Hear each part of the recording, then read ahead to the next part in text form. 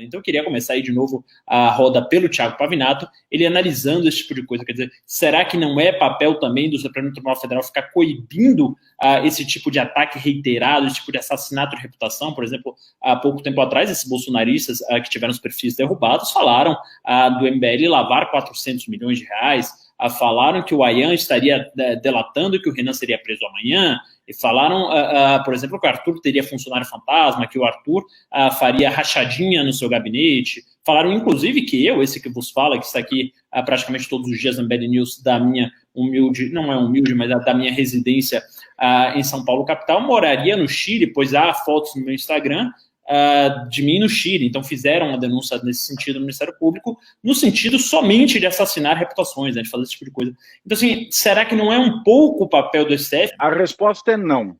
Não, não e não. 1000 vezes não. Por mais que seja conveniente, nesse momento de calor e de guerra acirrada entre torcidas, por mais que fosse eficiente que o Supremo Tribunal Federal pudesse pegar a matéria e já dar uma resposta à sociedade, porque é o que nós mais sofremos, não é, na sociedade atual. A maioria das pessoas hoje sofrem de ansiedade. Tem uma pesquisa recente, foi até capa do Estado de São Paulo, 50% da população de São Paulo sofre de ansiedade. Então, uma população que sofre de ansiedade, nada melhor do que receber uma resposta rápida, uma resposta pronta, algo que resolva os seus problemas. Mas não é assim no Estado democrático de direito. O Poder Judiciário não pode quebrar um princípio básico do processo, seja civil, seja penal, que é o princípio da inércia judicial. O juiz ele não pode instaurar nenhum procedimento judicial. Ele deve julgar, ele tem que ser inerte, ele tem que ser provocado. Se o Supremo Tribunal Federal é atacado, ora, ele vá até o Ministério Público, e o Ministério Público instaura esse procedimento. Se uma pessoa se sente ofendida diretamente, ela tem os caminhos processuais para que ela reclame frente a uma delegacia de polícia, ou faça diretamente uma queixa-crime, ou se é um mal coletivo, quem tem a legitimidade, a competência para ação penal incondicionada, que é no caso de notícias falsas que atingem toda a sociedade, é o Ministério Público.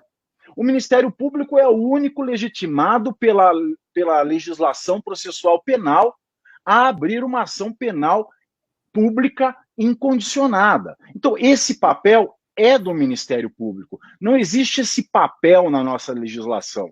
Esse artigo do regimento interno que o STF usa para abrir um inquérito diretamente, ele não é aplicável nesse caso. Então, não. A resposta é não. Por mais que esses perfis eles gerem conteúdos absurdos, o judiciário deve receber, de acordo com a legislação processual, a denúncia. Ele receba isso já investigado, ele não pode investigar, ele tem que analisar a denúncia, dentro da denúncia tendo a investigação, para ver como é que ele julga. Agora, se o judiciário brasileiro ele demora, isso é um outro problema, que a gente não vai resolver com o STF abrindo casos que lhe interessam, que nós criamos aqui uma supracategoria, uma supercategoria de cidadãos, que são juízes e ministros do STF. Eu, cidadão comum, você, cidadão comum que está assistindo, quando você é ofendido, difamado, injuriado, caluniado, você precisa percorrer os caminhos do processo penal. Você precisa ir lá, se ferrar numa fila de delegacia, ficar horas a fio para ver um escrivão com cara de tacho falando: ah, isso aqui não é matéria para fazer BO. Quem nunca passou por isso? Você tem que passar por tudo isso, contar com a sorte do teu caso ser investigado e ser rolado para frente para que isso vire uma ação penal. Então a gente cria uma categoria que os ministros eles já podem fazer tudo direto. É uma super categoria. Mas assim, em casos de ofensa geral a bens coletivos, a toda a sociedade, o Ministério Público ele é responsável por pegar uma denúncia, porque ele pode ser provocado, uma associação, por exemplo, uma associação da imprensa, a associação dos LGBTs, a OAB, ela pode provocar o Ministério Público a instaurar esse procedimento.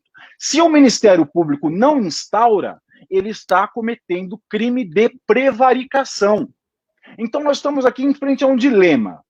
Nós queremos a ruptura das garantias legais, e a garantia penal, a garantia de que eu não vá ser preso amanhã, é a garantia de que, para que um processo ele seja legítimo e ele possa penalizar, ele seja observado conforme as leis. Agora, se eu aceito por um mal momentâneo que essas regras penais elas sejam rompidas, como é que amanhã eu vou reclamar se alguém aparece na minha casa às 6 horas da manhã e me leva preso com base em provas colhidas de um perfil anônimo que é investigado por notícias falsas? Aliás, eu repito aqui, este perfil anônimo, que foi considerado como provável difusor de notícias falsas, que estava na tabela deste inquérito de fake news em maio, ele não foi atingido nos bloqueios de hoje. Qual é o mistério por trás desse perfil? Que males esse perfil pode ocasionar para mim e para você, que é um cidadão comum? Então, eu não posso abrir mão das garantias penais, do devido processo legal, daquilo que está previsto em lei. Eu não posso mexer nas regras do jogo, porque se hoje ele atinge pessoas que são notoriamente canalhas, ele também pode atingir a qualquer um de nós. Então, essa é uma decisão difícil. Eu quero ver uma punição imediata a um canalha, e para isso eu aceito a ruptura do sistema legal, das garantias penais. E se eu aceito agora, eu posso reclamar depois, eventualmente, se essas previsões legais, se essas garantias, elas não são consideradas quando o problema vem para mim, vem para você, para nós cidadãos comuns que não temos cargo eletivo, que não ganhamos dinheiro público, que trabalhamos, pagamos nossos impostos. Então, essa é uma decisão muito difícil. Então, desse ponto de vista, porque o Brasil está tão avacalhado, essa decisão fica difícil. Falar, mas eu vou perder a oportunidade de punir um político, um canalha notório como Roberto Jefferson. Vai perder.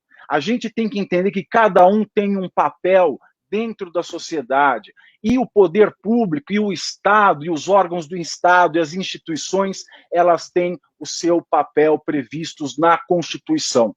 E o Ministério Público, ele é o responsável por levar a cabo as investigações, e lá, pega o caso, vai com a polícia, vamos investigar isso. Se for o caso, faz a denúncia e manda para o judiciário. Não é papel do judiciário pegar isso com a mão e falar, olha, este é um grande mal, eu vou resolver para vocês, ó nação brasileira. Nós não podemos entregar poderes que não estão previstos ao Poder Judiciário, ao STF. Isso é um grande risco. Isso é a gente concordar com o ativismo judicial. Isso é a gente criar uma tirania judiciária no país. Não pode ser assim. Não pode, deve haver o equilíbrio entre os poderes. Por mais difícil que seja aplicar a teoria da tripartição ao caso prático, e por mais complicado que seja aplicar qualquer teoria a um país tão exótico como o Brasil, e com problemas tão estruturais como o Brasil, nós temos que tomar cuidado em dar essas liberdades, porque depois pode ser tarde demais. Foi o que aconteceu com a Lava Jato. Endeusou-se tanto os procedimentos do Ministério Público do Paraná, endeusou-se tanto a figura de Deltan Dallagnol, que criou procedimentos de investigação e prisão temporária e preventiva, que são absurdos aos olhos do direito penal, das garantias penais, das garantias individuais.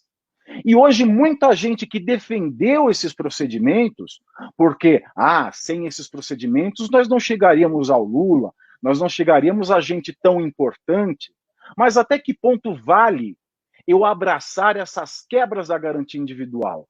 Porque amanhã essa garantia ela pode ser quebrada contra mim, contra você. Então, não, 1000 vezes não. O STF não pode arvorar-se de poderes que não são aqueles dados pelo direito constitucional. O STF não tem o poder moderador, o STF não tem poder de polícia, o STF é o guardião constitucional. E quando o guardião constitucional rompe aquilo que está estabelecido na Constituição, seja quanto aos seus poderes, o que ele pode ou não fazer, seja quanto às garantias individuais do cidadão comum, quando o guardião da Constituição rompe a Constituição, nós estamos, meu amigo, num caminho sem volta.